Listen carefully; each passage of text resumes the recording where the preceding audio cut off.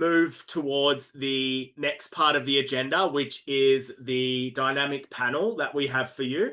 So I'll just take a moment to introduce the panel members and also our moderator for today. So this session is all about from graduate to professional, navigating your first 6 months in the workplace. So I'd like to introduce the panelists that we have with us today. We've got Josh Piper, who is a graduate software engineer at Atlassian. He's been a finalist in 2 hackathons and led both the computer science and the dodgeball club. We have Melissa Chan, who is head of employer product at Prospool, a platform designed to help students discover the most meaningful next best step in their career journey. Prior to Prospool, Melissa was a management consultant and also worked in journalism and politics. We have Marinda Walters, who is a proud Camilla Roy woman with cultural connections to the Kuma and Yorta Yorta nations, both an environmental scientist and artist, and Marinda now works with Career Trackers as a program manager for the Young Indigenous Women's STEM Academy, an initiative run in partnership with the CSIRO. And then finally, we have Natasha Markham, who leads leadership operations at Year 13, which is an Australian tech company reshaping the school to work journey for young people. She's supported and led initiatives across high impact partnerships, including Microsoft, the Tech Council of Australia, and also multiple state governments. So we are very lucky to have these 4 panelists. We'll also now introduce our moderator. So we have George Allen, who will be moderating this panel and the questions. George is an award-winning science teacher from Cobram Secondary College in regional Victoria or New South Wales. I can't remember. You'll give us that one, George, in a moment. And he is also an alum of Teach for Australia's Leadership Development Program as well. So George brings a unique expertise to the classroom from his previous career as a lab manager in the mines in the Pilbara and also in Canada. Before I pass it on to George to initiate this panel discussion, just a reminder to everyone, please use the Q&A function. It'll just make it easier for George then to go through the questions as well and just make sure we're not missing any that fall through the cracks instead of the chat. Please continue to post reflections in the chat, but the questions, keep that for the Q&A. So without further ado, I'll pass it over to George and yeah, please enjoy this panel discussion. All right. Thank you so much, Sana. What a privilege it is for me to be here with 4 incredible professionals from a range of different employers and different careers. Just to clarify, Cobram is just on the Victorian side of the Victoria-New South Wales border. However, if I walk about 10 minutes from home, I end up in New South Wales. So I really, really understand how that is quite a point of confusion, especially given that now I'm in WA, back just spending a bit of time with my parents over the school holidays, and I'm a couple of days' drive from the nearest state border. So it's quite a different experience. And look, you don't want to hear too much more from me. Just a reminder, feel free to use the Q&A section if you've got any questions for any of these wonderful people or all of them. But I've got a couple of questions that I'd like to start off with. And we'll go around and I might ask one person a question. If you could then answer the question and then maybe pass off to someone else who's on the panel, that would be fantastic. All right, so what I'd like to do, and I'm going to start with you, Josh, if that's all right, just because you're first on my screen here. I'd love to know what the starting point of your career was. Where was that entry level? Where did you begin? And how's that led to you being where you are now? That's a good question. Thanks, George. Yeah, the first role I had in my career was during university around my second year. My first year, I just worked casual jobs, working at a hotel and as a dishwasher at a restaurant. And I was like, oh, perhaps I should try get a job in the industry. That's why I'm studying at university. And so I was applying for every job under the sun. And it took me about 700 applications. And people were often like, whoa, that's commitment. But I was really keen to get a job. First role was in IT support. And that was like a heap of fun. I got to like drive out to a whole bunch of companies, set up their workstations, their laptops. And yeah, that was an absolute blast. And that introduced me to other aspects of computer science, which I could lead into, like system administration and network administration. Eventually, as I went through my course, I found software engineering and I actually loved it. And then I tried to transition out of support into software engineering. And then one thing leads to the next. And I ended up as a graduate software engineer at Atlassian. Fantastic, Josh. Who would you like to go to, Josh? Who's next? Probably Melissa, because she's on the right for me. That's a good enough reason. Thanks, Josh. So I guess I've actually had a number of different career paths and turns, but I did start out. I studied a media and communications degree a number of years ago, and so I initially. Similar to Josh, I had a few kind of casual jobs at uni, but decided I needed to probably get a little experience in the industry itself. So when I was at uni, I was writing for local newspapers. I did some radio journalism, which was really fun. But actually, my first role as a graduate, once I actually finished university, was at an advertising agency. So I worked in their public relations subsidiary, so helping clients with their corporate communications and basically any kind of public relations related things. I was there for a bit of time, actually not that long of a period of time, to be honest. And that's probably one of the lessons I learned as a grad was realizing it wasn't exactly right for me. And I actually went back to uni and I studied commerce and learnt more around kind of business. And part of the reason for that was when I was working more on the PR side of things, I realized that it was interesting to learn about different industries and how they work. And I wanted to be more in the room, I suppose, around making decisions and how businesses make decisions. And that's why I went back to uni to study business. I ended up as a management consultant as a grad again, so kind of grad second time around. And then from there, basically did a bunch of management consulting roles. And then eventually I landed in product, which is where I am now. So I work for a company called Prosful, which is an online platform. We help connect students with graduate employers to find kind of the best, I guess as George, as you mentioned in the introduction, the best next step for them in their careers. So given all of the career changes that I've done personally in my own career, like coming to a place like Prosper where we're really focused on helping students make the right decisions was just a mission that really aligned to what I valued.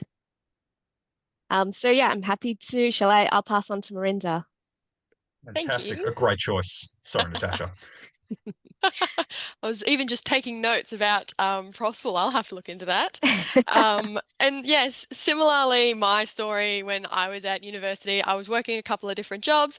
I was actually working at Best and Less, so in the retail space. And I vividly remember coming home after just like the worst shift. It was like mid-COVID. I had all these customers just being really nasty to me. And I'm like, I'm literally a teenager. What am I going to do about this? And I remember having this thought of like, I cannot work in retail for the rest of my life. I need to get some sort of industry experience so that I can get a job aligning with what my degree was. So I studied environmental practice at university. And for those of you who might be online who are considering environmental practice or might be studying it already, there is a weird just bias, I think, in the industry where a lot of people are like, oh, you're a tree hugger, you'll never get a job with that, which is completely false because as a girly of STEM myself, STEM is one of those massively just booming industries at the moment. I'm pretty sure the estimates are something like 75% of all jobs by 2035 will be in the STEM industry, which is insane. And so I remember going through my university website being like, where can I get some industry experience? Is there internships or scholarships I can get on? And I found all the way down the bottom in the Indigenous research sector of my university something called Career Trackers. And I was like, oh, I wonder what that is. And so Career Trackers is a non-for-profit organization which helps to get First Nations university students into paid internship opportunities in the corporate sector. And I gave them a call and they were like, we've got 2 weeks until our next internship. We'll try to put you somewhere. And I was like, oh, okay. And they set me up in Brisbane. And so I'm a proud, Gimoy living here, which is more recently known as Cairns, Far North Queensland. And so moving to Brisbane for 5 weeks for an internship blew my mind. I thought Cairns was a city because I'm from a really remote small town. And so I did my internships at a company called GHD as a intern environmental scientist. And then went back for a second internship the year prior. And when the graduate roles sort of got advertised, I was like, oh, I've got a bit of a foot in the door here. I'm going to apply. But due to COVID, they actually couldn't put me on. And I was like, oh no, I'm devastated. What am I going to do with my life now? Like, this was my shot. And I was so lucky enough that after I reevaluated my entire life being on this earth for about 3 months, I actually got a call back from GHD and they said, look, we can't put you up in the Brisbane office. We're going to put you in Cairns, but we'll have you a satellite member to the Brisbane team. And I was like, wow, what an opportunity. They don't usually do this for grads. And so, you know, when you make a really good impression, you'd be surprised where that can take you. And so for the last 5 years, I worked as a graduate environmental scientist and worked my way up to being fully qualified, and also found a niche working in Indigenous stakeholder engagement. But now, being the theme of this particular panel, I'm actually in the first 6 months of my brand new job as the program manager for the Young Indigenous Women's STEM Academy. So I'm still finding my feet. So a lot of the questions we're probably going to go through are still very real for me at the moment. But that is enough. I'm going to send it over to Natasha for Lucky Last. Thank you, and hello everyone. So my name is Natasha, and I think my story resonates a lot with Melissa's in that it's very kind of all over the place. There's no set structure that I think a lot of people can assume it needs to be. So straight after high school, I went into working at a cafe. So I was in hospitality for a year. At the end of that year, I decided I'd go into university because it seemed like that was the thing that you had to do. So I started in a Bachelor of Media, and at the end of that year, I actually ended up getting a full-time job in media. So I thought, this is great. I could stay in this role if I wanted and keep progressing in this role. So that was as a radio traffic assistant.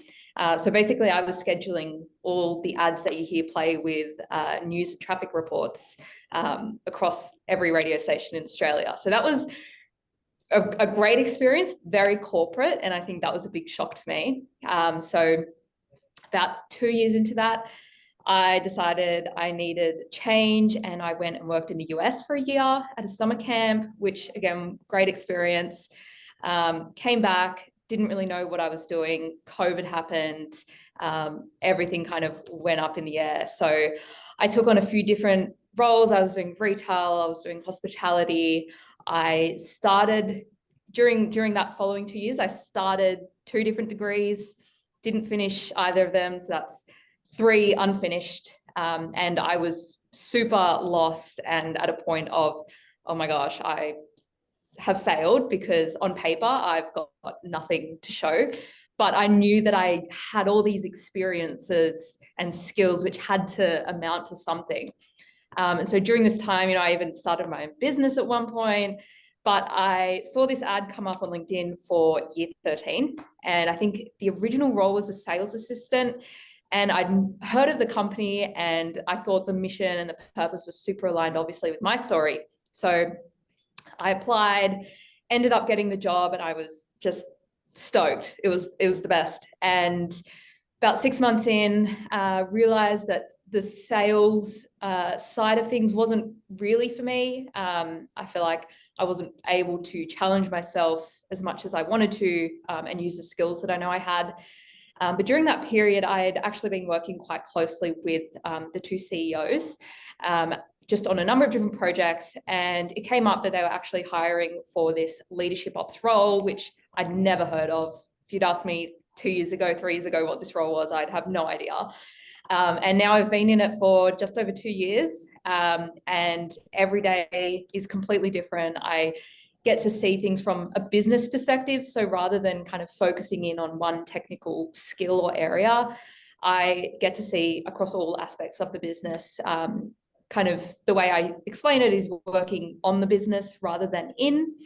So it's a lot of taking the strategy and actually making sure it gets actioned, and supporting the CEOs across, you know, whatever projects they're working on at the time. So yeah, I think looking back, if that, you know, 5 years ago self, just would never believe I was here. So that's my story.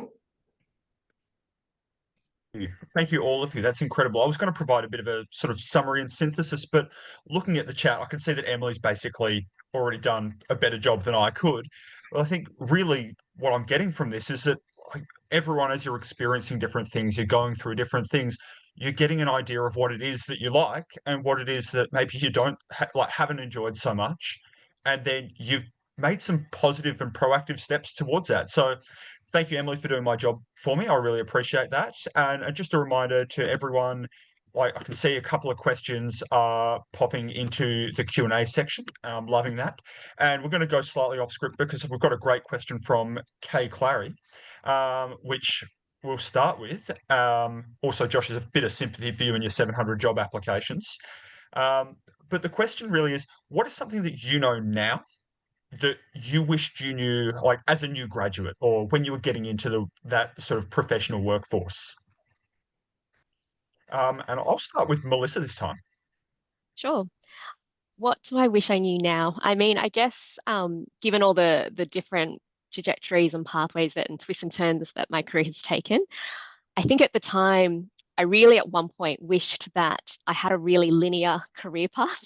When I first started out as a graduate, there was some part of me that was like, there's such an open field, and I'm a bit lost. I'm a bit overwhelmed. I don't know exactly what I want to do, and it felt like such a big commitment to kind of take a first step and, start my career in a particular way. And I guess from there, what I would say is that it's actually okay not to know a lot of the time. And I think what we're kind of seeing through all the different stories is that experimentation is good. Getting to know what you like is like the key to, kind of taking the next step. And often it is really is just taking like the next little step into something that is unknown.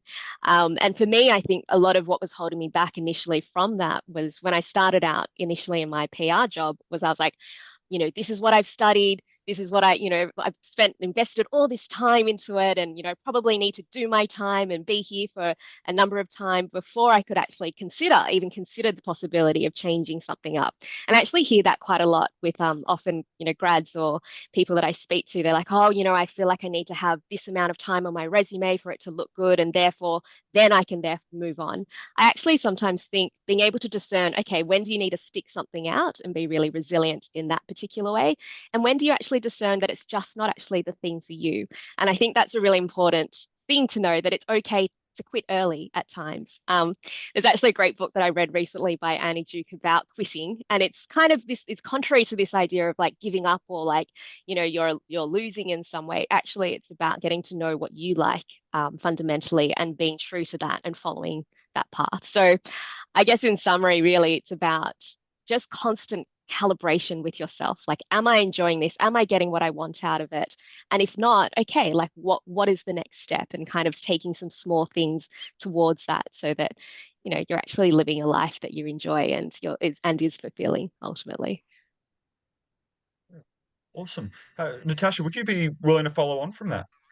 Yeah, for sure. I think not to mirror Melissa again, but I couldn't agree with that more in the sense that there really is no one set path. And I think at the time I had many people around me who they had this set idea of exactly what they needed to do, 4 years in this course and then 2 years at this job to get here. And, I'd already switched between, 6, 7, 8 different jobs and 1 or 2 different degrees by the time that my friends were in their careers. So they were set in their job. And so felt really daunting and a lot of pressure thinking that, I've failed, I've not done it right, I've got nothing to show. But second to that, I'd also say, I think a big learning was that there aren't people around you who are solely there to advocate for you. And so you actually need to be your biggest supporter and be your biggest advocate in your role. I think when I started, I had a lot of determination to succeed and achieve great things. And I thought, okay, if I just, really knuckle down and just do my work, then everything's going to happen for me and it's going to be great. But you really have to put yourself out there. You have to take on opportunities, say yes to things that are scary, because that's often where, you'll find the most growth and opportunity. So yeah, I think other than that first point, I'd say speaking up for yourself and really, backing yourself throughout that journey. So, Josh, you willing to follow up? What was the original question? Yeah, so the original question was basically what's something you know now that you wish you knew when basically you were starting as a new graduate, or early on in your teaching, look at me go, early on in your professional career? Yeah, I think I'll echo what Natasha and Melissa have said, and it's yeah, mainly just putting yourself forward and taking every opportunity. One of the things that like held me back at the start and sort of still does is like the imposter syndrome and like believing whether or not you're capable for applying for a role or moving up a role. What I found really interesting as I joined the workforce is that it doesn't go away completely, and that even as you move up higher, you get more responsibility, and you've always got a certain degree of imposter syndrome. Like I've talked to seniors, and they said they've got a bit of imposter syndrome when they've got to fight for a certain budget, which to me sounds like a lot of money, and they feel like that's a bit of pressure and that's a bit scary. But just as you move up the ranks in the hierarchy, you get better at dealing with it, and that yeah, it's always going to feel like a bit of imposter syndrome as you move to the next step, and that's just normal. And Marinda, Awesome. last, I'm sure you've got some fantastic contributions as well. I mean, I just want to say, look at us all. We're sort of just building off of each other here. I feel like we've all got the same sort of advice to give. So to further build off, I would just say, like, one of the biggest things that I learnt very quickly, you know, coming from a very, very tiny little community town and then, you know, walking in the corporate space, is it doesn't matter who you are, where you come from. You always have something to teach the people around you just as much as they have to teach you. When you are the brand newbie on the block and you think, oh my God, I don't know anything, it's like, actually, you know so much. You know absolutely everything about your own life's experience. And that in itself is an asset. And so, like, I guess in a way to combat a bit of that imposter syndrome that you might be having is draw on those adjacent skill sets, sort of like what Natasha was saying as well, is like there's all of these experiences that we have that actually enable us to do these jobs that we've never really considered before, but it's a transferable skill set. And so when you sort of, I can see it's been going in the chat a lot, like that reflection practice, and you starting to go, okay, so what am I good at? What do I have these skills in? It might say, you know, oh, we're looking for someone who's got really good data analysis capabilities. Well, I'm really good at organizing things. That's essentially the same thing. It's just adding a bit of technology on top of it. And so just empowering yourself a little bit. You know, you guys are all deadly. You're doing amazing things out in this world. You're working towards something that's going to be amazing. And so make sure that you remember that you have transferable skills and can teach others just as much as they can teach you. Amazing. And look, thank you so much to those of you who are keeping the questions coming in. And thank you to panelists who are still providing incredible insights and answers. At least early on, I'm going to try and keep as many of these questions as general and as open to all of the panelists as possible for those of you who are asking questions. And then as we go, may try and get a little bit more specific if we can. But I've seen a great question by Taufik that was actually specific for Josh, but I think it ties in quite nicely with what Marinda was just talking about and what Charlie's asked as well. And so I might frame it in Charlie's way. And Marinda, you started us getting it. You started getting us here, so we might give you the first opportunity to start us off again. How do you deal, especially in that early career phase, or possibly that applying to start that early career phase, with that potential for failure and the fear of failure? And I think Josh might quite easily be able to reflect upon why he was picked up in there as well with his applications. Yeah, totally. A fear of failure can be absolutely debilitating. And I like to call myself a bit of a recovering overachiever. I'm very motivated by a fear of failure. And so I guess one of the things to keep in mind, and again, this is going to be very airy-fairy coming from a girly of STEM, but sometimes it's just not meant to be. And you pivot. And that in itself is a learning opportunity. Learning how to take that rejection or take that feedback or go, okay, this isn't working for me. I wonder why it is. And sort of, I guess, do that analysis internally. Do that analysis on your resume, on what you're putting out there in your social media, your LinkedIn profiles. You know, have you been connecting with enough people? I feel like we're absolutely living in a world today where it's not what you know, it's who you know. And so that fear of failure is always going to follow us around. But similar, I think what Melissa was talking about as well is like that fear of quitting or never like doing enough. It's like we need to change the way our brains look at these opportunities for learning. It's not a fail, it's an opportunity. But I will pass up to Josh. Hey, yeah, thanks for passing the question. Yeah, yeah, the fear of failure is definitely a big one. I saw the original question, which was just about, yeah, dealing with a lot of rejections. Yeah, I find you can't really just like be afraid of failure or like get too stuck with the doom and gloom. Like I know the industry is a lot harder now than when I first entered it because like I got my internships at the height of COVID. Um, but even regardless of that, you got to like sort of stay optimistic and really back your own skill set. Because like that's the only way you're gonna get a job is by staying optimistic and really putting your best foot forward. I found as I kept pushing and applying for jobs, I definitely improved in my process through applying. I found I got a lot of more hearbacks from when I was messaging like CEOs directly. This was often like smaller companies of like 300 below. Um, but in the end, even those jobs didn't work out for me. Like the job that I ended up getting was mostly just luck. But I don't think it was purely luck. It was more so just me brute forcing and really trying my best and not giving up. And yeah, that's all you can really do. I'll pass it on to you, Natasha. Yeah, gosh, it's a tricky one because I think, you know, what Josh was saying before, I think you said 700 applications. It just took me back to sitting there just sending out resume after resume after resume, submitting application after application, and you just never hear back. And yeah, that whole process is not fun at all. But I definitely agree with the, you know, whether it's reaching out to someone at the company on LinkedIn or messaging someone directly and just finding a way to stand out from all the other kind of applications that are coming through is what really kind of helped me. But like in that process, I think I saw another comment as well about, you know, employers wanting X years of experience.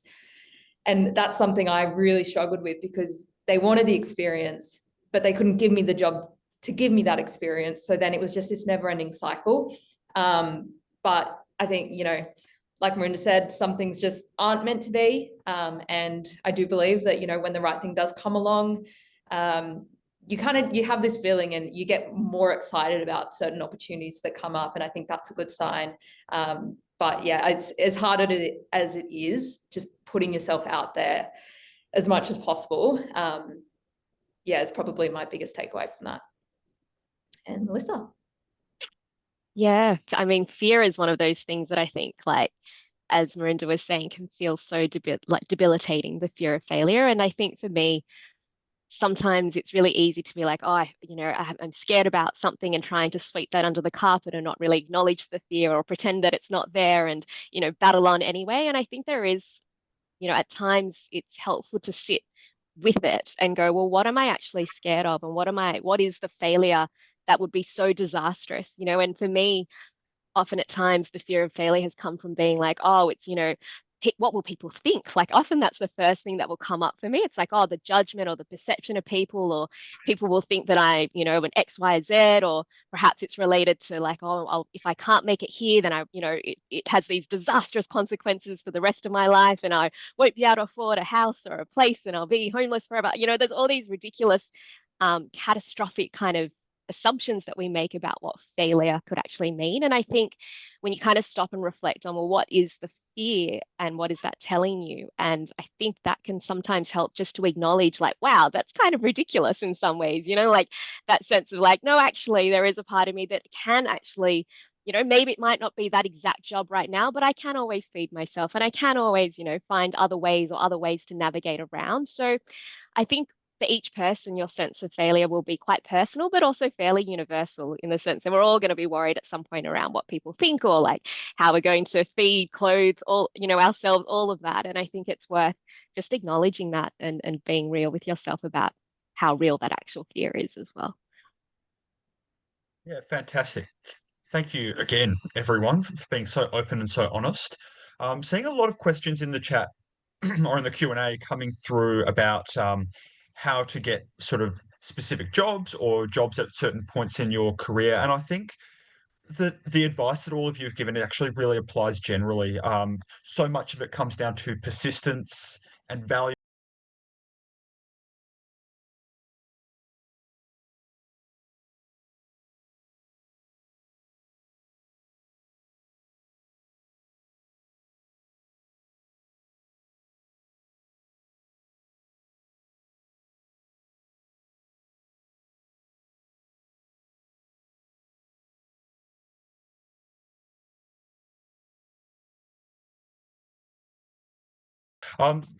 Question that I'm really liking that's come through from Amy here is, how do you each navigate the balance of work and life?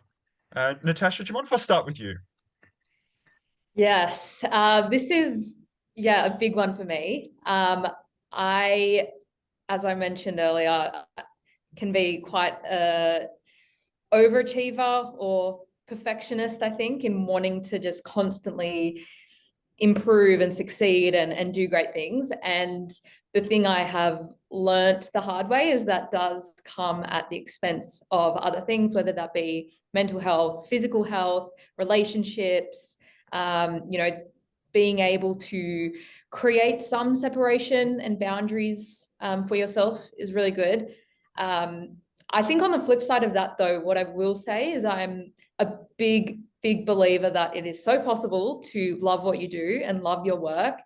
And you know, the whole conversation around ambition, particularly as a female, I think is one that doesn't get brought up enough, in the sense that it's okay to love your work and, you know, spend some extra time doing your work if that's what brings you joy and, you know, it's fulfilling for you.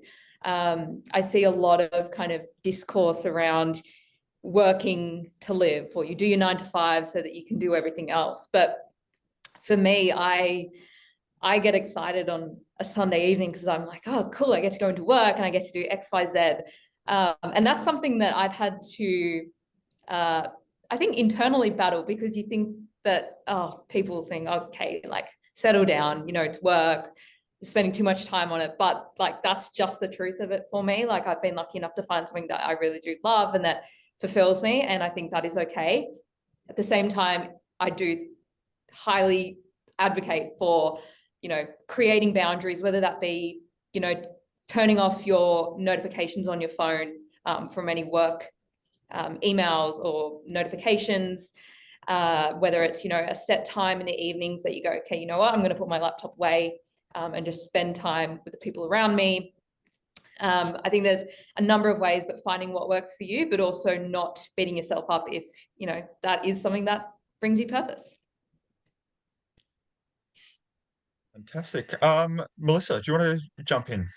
Yeah, sure. I really liked, Natasha, what you're saying about the Sunday evening. You get excited about work. And I think that is actually a really important indicator of like how you feel about work just generally. Like, I often coined the term with friends, we've talked about like Sunday dreads. Like, if you ever have Sunday dreads about the thought of returning to work on a Monday, that's probably a sign to have your little reflection session on what's right for you. But yeah, I mean, I really, again, relate to what everyone and Natasha is saying around, you know, I get very excited easily about things that I'm working on, you know, and I like to be ahead of things often. And so I know within myself, like, if there is no end point, there's a very strong possibility that I could continue working well past when I should probably stop. And that's especially true in the case of my work, where we're mostly remote. And so it's really easy. There's no like, oh, I need to catch a train and get home or anything like that. It's just like you suddenly realize it's dinner time and you probably should stop working. And so, yeah, I guess just acknowledging that boundaries are really important. So easy to be online all this time. But I also am a big, you know, and I think on a broader scale, when I look at all of my career, like, and life generally, like, I think I'm a big believer in phases of time. You know, like, I have friends with kids and they're like, oh, they're trying to do everything all at once. And I'm like, no, this is the time to do this particular thing. Or maybe you're not doing the side hustle plus raising your kids plus your full-time job. Maybe the side hustle stays for a moment, like stays to the side for a moment. So there are phases of time as well throughout life where you like plunge yourself into something and then maybe you do the next thing as well. And so there might be cases where it's really busy at work and that's just a phase for at that time where you are going to do really late nights for a couple of months, but then you know that after that, perhaps it's a little less intense. Fantastic. Marinda, are you right to jump in? Yeah, sure. Work-life balance. I get chills thinking about it. It's like just so topical. I feel like everybody's got their own methods and struggles, and it's a very personal thing, right? Because like my work-life balance might look very different to Natasha's or Josh's or Melissa's.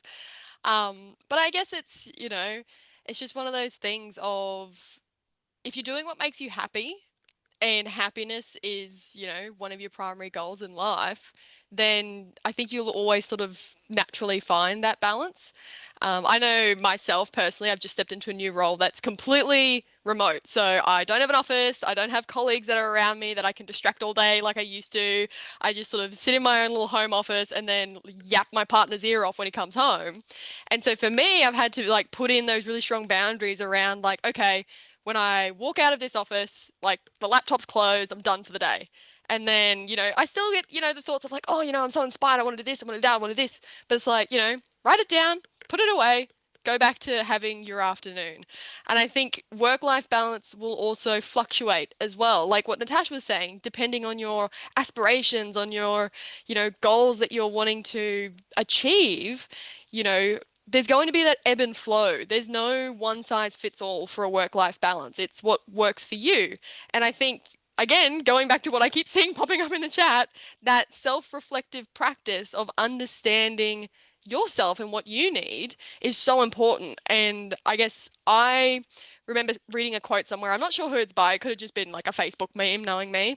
And basically it said something along the lines of, if you do not choose your time to rest, your body will pick it for you.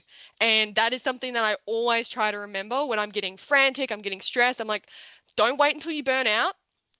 Recognize it early. Take the time you need. That way, you're going to actually be handling these things more sustainably and you get used to recognizing those emotions when they need to be recognized. So, that would be my advice. And I will throw it to Josh. Thank you. Yeah, I'll just echo what everyone's saying, that it's like entirely personal and your life is going to go through phases where you might be focusing on life or focusing on work on different parts. I like to look at my father's career, who recently retired. He worked for about like 55 odd years and retired at 78. And I personally find that quite like exciting to know that I've got like 50 years in my career. I don't need to like I can easily spend 10 years putting in 80-hour work weeks, or I can spend 20 years just dialing at 38 and doing stuff on the side, because it's such a long vast of time and I can explore so many things. Personally, there's been times in my career, especially at the start of the graduate program, I neglected my health throughout university. So that year I really focused on getting just my life up a bit. So there I got into running and I ran a marathon, which I was really proud of. And now that I've done that, I'm now starting to focus in on my career a bit more now that I've got a bit more balance in the health aspect and I can sort of, yeah, balance those things together. Awesome. All right. Again, full respect for the marathon. I've found myself stuck only doing halves at the moment and yet to make that transition to the full marathon. So I've got a lot of respect for you there, Josh. Look, again, amazing as always. There's a couple of questions here that I think tie in quite nicely together, and so I might try and synthesize them as well. Um, when you start a job, particularly in more of a professional setting, it can be quite a different sort of social environment and quite a different dynamic to, say, university or TAFE or school, where you may have been with your friends and in quite a controlled social environment. And at a workplace, there's a range of different experiences, ages, people from different backgrounds. How did you find navigating those transitions? And is there any advice that you would give? Josh, I'll start with you here, if that's all right. Okay, yeah, I didn't quite understand the question, if you could. Yeah, no worries. So when you start work in a professional environment, you're going to be likely to be in an environment with quite a different range of people, a different group of people, where there are different expectations from maybe what you've been used to before you started working like that. And how would you go about or how did you go about navigating it, or how would you recommend that other people go about navigating that? Yeah, yeah. Yeah, I don't really have many examples to go off, but the way I went about navigating it is just, yeah, talking to as many people as I could to understand like how an organization was sort of structured and the sort of expectations within a role. At Atlassian, it was very beneficial for me because we were assigned a mentor who wasn't part of the team. So having that mentor, I was able to like ask questions that could often be directly related to the team and not worry about holding back personal aspects of it. But yeah, ultimately, I feel like, yeah, just as you talk to people, it comes with time. You learn how different people like to work. You might host meetings to learn the different ways they work and the way that you can intersect together. Yeah, but in the end, it's all personal. It's always going to be different in that in the end, we're all humans, and yeah, it's all good. I'll pass it on to Marinda. I knew you were going to do that. You're like, here, have it back. Again, yeah, it's totally personal. I guess for my own experience, you probably can't pick up on it from this panel, but I'm obviously got a very big personality. I love to have a chat. I'm very loud. I'm outgoing. I always want to have a yarn to people, talk about the footy. I can pretty much talk to a plank of wood. And I went into an office where the workplace culture like died on a dime. And I was like, oh, okay. I've come from like a retail background where I literally have to say hello to every person that I see today. And now I'm like, ooh, this is a little bit strange. And I was kind of just like, I played it, quiet for a little bit, kind of just picked up on the vibes of everyone around me. And then, for my first couple of weeks, I was just kind of quiet. I was like, oh, okay. Getting used to my team who I was working with every day. And then, you kind of like slot in a little bit of like, oh, hey, how you going? What are you doing on the weekend? And, within, I guess, that first 6 months, I mean, I'm not going to lie, I've got the noise complaint record for my office, but the people around me like came to life as well. Like, you'll find when you are yourself, you create spaces for other people to be themselves. You all of a sudden become the safe space that you were looking for. And even though you can be, my example, I was the youngest person in my office by a long shot. And I was also in a very male dominated office, and being a First Nations woman was also very, very different. And so I was sort of battling, or not even battling, just, going through the motions of my own intersectionality within the workplace. And then I was like, I want this to be a place that, I want to come to work with. I don't want to have, the Sunday, afternoon where I'm like, oh, I've got to go to work and it's so boring. Nobody talks to me. I'm like, yeah, I'm going to go in. I'm just going to be loud. I'm going to talk to everybody. I think, create the space that you want to see in your workplaces, because you're either going to run into those barriers and very quickly go, okay, well, that's not going to work. And so you reassess and then you sort of work around it that way. Or you go, hey, people are loving what I'm bringing to the table. They're picking up what I'm putting down. And then all of a sudden, you've created this space around you that you feel comfortable in, other people feel comfortable in. It's just around navigating that and having that little bit of, I guess, social awareness, but also just having the confidence to be yourself. Again, I have the noise complaint record and I'm proud of that. I'm like, what are you going to do about it? Too bad, so sad. And I'll throw to Natasha. Yeah, so I've kind of had both ends of the spectrum. So when I started my first very corporate job, it was very, to put it nicely, stale and very, it was very old school and traditional, and, people barely even said good morning when you'd walk in. It was very like, oh, okay. Whereas now I'm at a place where it's just the greatest bunch of people I could ever hope to work with. One thing that I do think is an important consideration, and that's I see it more and more in our own work here, is people actually during application process and interview processes actually, finding out about the company culture and asking those questions, because you're going to be spending so much time with these people. You want to make sure that that aligns with you as well. I think it's all well and good to find a job that you like, but it's really important to find a job with people that you also will enjoy working with and enjoy being around.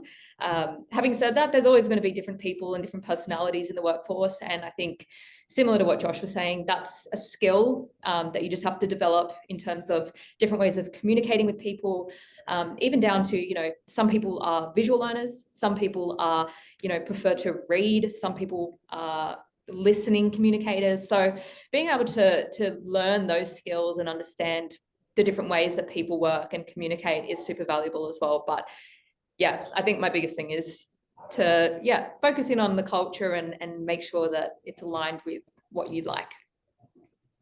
Over to Melissa. Thanks, Natasha.